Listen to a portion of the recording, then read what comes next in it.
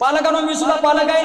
आपल्याला प्रत्येकाला वाटतं तुमच्याकडे आता प्रॉपर्टी आहे, एखाद्याकडे 10 लाखाची प्रॉपर्टी असेल, कुणाला 10 कोटीची असेल. तुम्हाला वाटत असेल मला टेन्शन घ्यायचं काही काम नाही, माझं पोरग काय करायचं ती करू दे. आपल्या बापाची पहिली म्हण असत्या, 7 पिढ्यांना बसून खाल्ल्या तर माझं संपणार नाही. असं कोण तुमचं पप्पा म्हणतात का तुम्हाला कधी? म्हणलं तर अजिबात ऐकायचं नाही. लक्षात ठेवा पालकांनो, तुम्हाला सांगतो तुमचं भविष्य, तुम्हाला वाटतं मी 10 एकर जमीन घेऊन ठेवली, माझं भविष्य सुरक्षित आहे, मी LIC ची एफडी खोलली 10 लाखाची, माझे भविष्य सुरक्षित आहे. तुम्हाला आज सांगतो तुमचं खरं भविष्य जर काय असेल तर तुमची पोरं आहेत. लक्षात ठेवा, आपलं खरं भविष्य आपली पोरं आहेत आणि याला जर घडवायचं असेल, लक्षात ठेवा तुम्ही काय केलं. आज पालक मीटिंग पालकांना कंपल्सरी केलं. ज्यावेळी पालकांना आपण कंपल्सरी करतोय, किती पालक येतात? मी प्रत्येक शाळेमध्ये बघतो पालक येत नाहीत. पालकांना वाटतं मी राबतोय, माझ्या पोराला शाळेत पाठवतोय, या ठिकाणी आलं, माझ्या पोराला शाळेत सोडलं, शाळेची फी भरली, माझी जबाबदारी संपली. ते शिक्षक जाणं, पालक मुलं जाणं, माझ्या पोराला फक्त चांगलं घडवून द्या, माझ्या पोराला डॉक्टर घडवा, माझ्या पोराला वकील घडवा, माझ्या पोराला इंजिनियर घडवा. पण लक्षात ठेवा पालकांनो, घडवण्याची जी प्रक्रिया आहे ती पहिल्यांदा आपण समजून घेतली पाहिजे. तोपर्यंत तुमचं पोरग घडणार नाही. आता घडवण्याची प्रक्रिया काय आहे बघा. तुम्ही एखाद्या मूर्तिकाराकडे जाता, त्याला एक दगड नेऊन देता आणि सांगता मला एक चांगली मस्तपैकी मूर्ती घडवून दे. दुसरा आपण काय घडवतो, एखाद्या लोहाराकडे जाता, लोखंडाचा एक तुकडा घेता त्याला देता, म्हणता मला तो चांगला अवजार घडवून दे. एखाद्या सोनाराकडे जाता, जुन्या सोन्याचा दागिना देता, त्याला देता हातामध्ये मला एक चांगला दागिना घडवून दे. माता भगिनी 100% जात असतील, सोनाराकडे जाता, एक जुना दागिना देता, बरोबर आहे. अगदी तसंच तुम्ही काय केलंय, ह्या पोरग्याला तुमच्या मातीच्या गोळ्याला, लोखंडाच्या गोळ्याला, कच्च्या सोन्याला या शाळेमध्ये आणलंय. इथे एक मूर्तिकार आहे ज्याला शिक्षक म्हणतात, त्याच्या ताब्यामध्ये तुम्ही त्याला दिलं आणि त्यांना सांगितलं मला यातून एक डॉक्टर घडवून द्या, इंजिनियर घडवून द्या, वकील घडवून द्या, चांगला पोरगा घडवून द्या. तुम्ही त्यांच्याजवळ आणून सोडले, बरोबर आहे. इथपर्यंत ठीक आहे. तुम्हाला प्रत्येकाला वाटतं माझं पोरगा काही चांगलं घडावं आणि घडवायचं काम शिक्षकांनी करावं. लक्षात ठेवा, ती घडवण्याची प्रक्रिया अगोदर समजून घ्या. तुम्ही मूर्तिकाराकडे जाता, मूर्ती देता, मूर्तिकार मुलांना काय करतो, मूर्ती घडवताना पहिल्यांदा हातोडी घेतो, छडी घेतो, त्या दगडावरती घाव घालतो, ठक ठक ठक करून त्या दगडामध्ये जो नको असलेला भाग अगोदर बाजूला काढून टाकतो, मग त्याला ते सुंदर अशी मूर्ती दिसते. एक एक भाग निघत जातो, त्याला हवं तेवढं ठेवतो की ज्याप्रमाणे ती मूर्ती सुंदर दिसेल, हवा तो भाग ठेवतो, मग मूर्ती तयारी होते. एखाद्या तुम्ही लोहाराकडे जाता, लोहार काय करतो, अगोदर ते लोखंड तुमचं घेतो, आगीमध्ये तप्तपणे तापवतो, बाहेर काढतो, त्याच्यावरती घाव घालतो, पुन्हा तापवतो, पुन्हा घाव घालतो.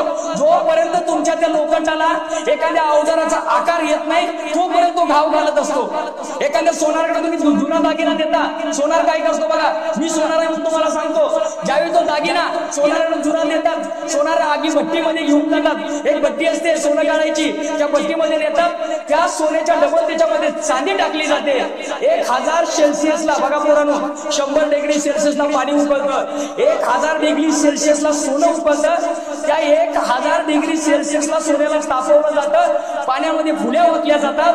पुन्हा ज्या ऍसिडचा एक थेंब चेहऱ्यावरती पडला, चेहरा विद्रूप होतो. ज्या ऍसिडचा एक कप झाडाच्या बुंद्यात टाकला, झाड जळून जातं. त्या ऍसिड मध्ये त्याला 3 वेळा उकळलं जातं, मग त्या सोन्याची माती होते.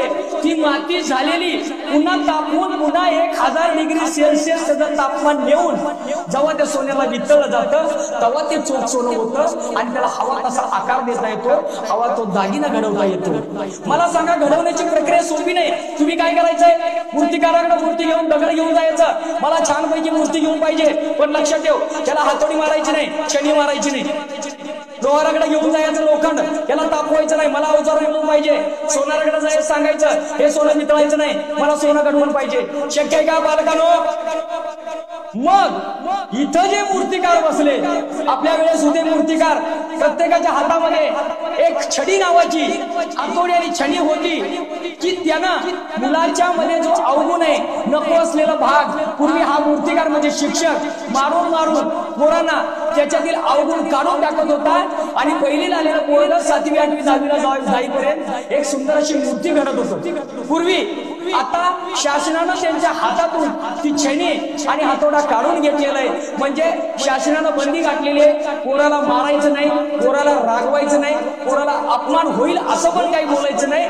त्यामुळं त्या मूर्तिकाराकडून अपेक्षा करू नका, कारण जर नाव घातले नाही मूर्ती घडणार नाही, शिक्षकांना मारण्याचा अधिकार नाही। मग आपल्याला जर आपली पोरं घडवायची असतील ती हातोडी आणि छडी पालकांनो आपण हातामध्ये घेतली पाहिजे। तुम्ही तुमच्या मुलांच्याकडे लक्ष दिलं पाहिजे। तुम्ही घरी गेल्यानंतर तुम्हाला काय वाटतं पोरगा शाळा जाता विषय संपला, विचार करा आपलं भविष्य। एक गाडीचा ड्रायव्हर आहे, गाडी BMW आहे, 1 कोटीची गाडी, एकाकडे 800 गाडी आहे। 800 गाडीचा ड्रायव्हर रोज त्या गाडीला पुसतो मस्तपैकी वेळेवरती, ऑइल बदली करतो, चालवतो। एक BMW चा ड्रायव्हर आहे, त्याकडे बघत नाही माझी गाडी भारीतली आहे, कशी बी खड्ड्यात घालायला लागला। एका वर्षामध्ये तुमची BMW कामाला येणार आहे। आधी छोटी असणारी 800 20 वर्ष चाललं तरी काही होणार नाही। अगदी जसं तुमच्या प्रॉपर्टीचा ड्रायव्हर तुमचा पोरगा लक्षात ठेवा। तो पोरगा जर चांगला निघाला, त्या पोराचं जर वळण चांगलं लागलं तर तुमची छोटी का गाडी असे ना, तुमची प्रॉपर्टी छोटी जरी असली शेवटपर्यंत पोरगा तुमची वाढवत नेणार आहे। आणि जर गाडीचा ड्रायव्हर जर बिघडला, गाडीचा ड्रायव्हर दारुडे निघाला, गाडीचा ड्रायव्हर गुटखा खाणारा निघाला, गाडीचा ड्रायव्हर व्यसनी निघाला, गाडीचा ड्रायव्हर चुकीच्या संकेत लागून गुंड झाला, तुमच्या प्रॉपर्टीची गाडी लांबण्याचं सोडा, हाही तिथं डबऱ्यात घालला वेळ लावणार नाही। त्यासाठी आपलं भविष्य सुधारायचं असेल, पालकांनो, मातांनो, भगिनींनो, आपला संध्याकाळ झाल्यानंतर कमीत कमी 1 तास वेळ आपण आपल्या पालकांना, आपण आपल्या मुलांना दिलाच पाहिजे।